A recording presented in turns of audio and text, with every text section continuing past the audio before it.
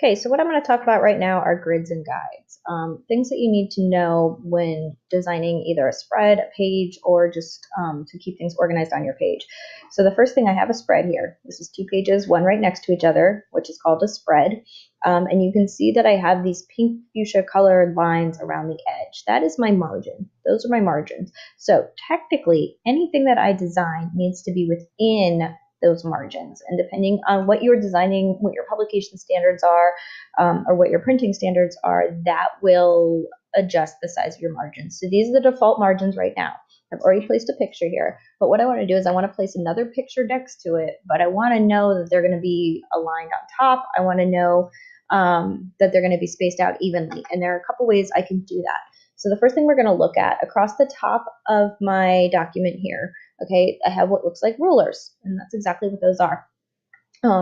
And with those rulers, if I have my selection arrow selected, I can actually bring down, okay, lines like that will help me, okay, keep things organized. And these are my guides. Now you can see that they snap directly to my image already, so that's a good sign. In order to view that, if you go to View and you go to Grids and Guides, okay, you can see that Snap to Guides, Smart Guides, I have those there.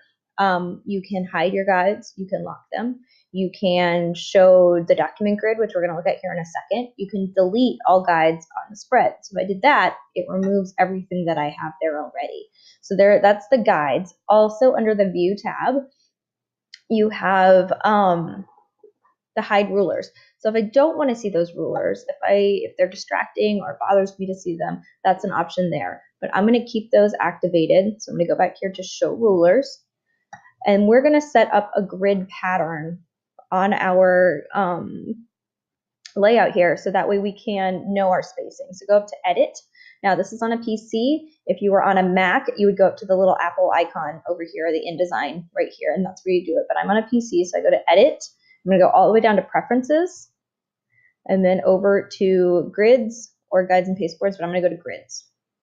So you can see that all of my preference options are over here on the left-hand side. So if I did want to change anything else, I could, but we're just focusing on our grids today. So grids, we have a baseline grid. What a baseline grid is that's the base of all of your text. So if you want all of your text and all of the letters of your text to line up on the same, it's called the baseline grid, on the same bottom line, essentially, you can set that up here. But what I'm going to focus on is document grid right here in the middle.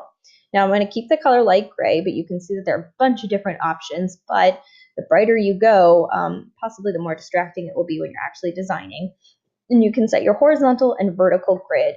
I'm going to set everything to 6. So grid line every 6 picas, and then I'm going to change down here to 6 also, except there we go.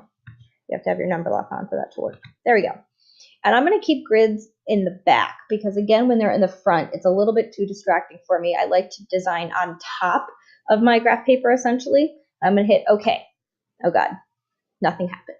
That's OK, because what you're going to do now is you're going to go to View, Grids and Guides, and you want to show your document grid. Ta-da!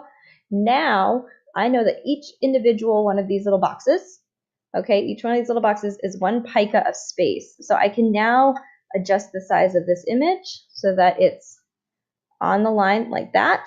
And I know now when I create my next frame, I will have a guide to do that, like so. And I can make more modular, I can make better modular design like that. If I don't want to view my grids, I can go back up to View, and I can go to Grids and Guides. I can hide my document grid, or down here at the bottom left-hand corner of my tools panel, if I hold down on that arrow, which shows I have hidden tools that aren't coming up. Oh, there we go. I can do preview mode, and that will get rid of any of my grids, guides, and only show me my printable area. Another way to do that with your selection area, your selection arrow selected, click outside of anything that's selected and hit W, and that will work too. W, W, W, W. So those are grids and guides, and hopefully that will help keep the spacing consistent. It will help you line things up more effectively and create a better layout.